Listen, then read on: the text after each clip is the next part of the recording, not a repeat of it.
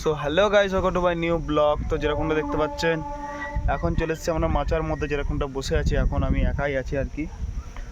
আর এই মাচাটা আমরা নতুনই বানালাম। তো এই চ্যানেলটাতে অনেকদিন ধরে ভিডিও দেওয়া হয় না, যে কোনো মানে লং ভিডিও সেরকম তো আমি দিই না এই ইয়েটাতে, মানে এই চ্যানেলটাতে।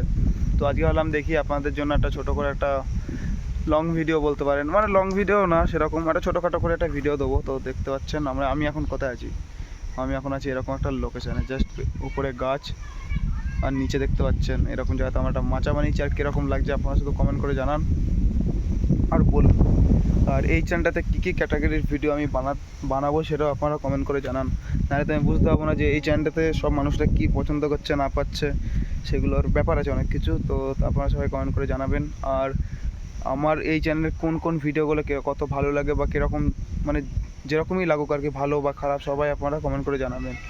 তো দেখি এখন কী করব। আপাতত আমরা বসে আছি, আর এটা হচ্ছে জলের বোতল।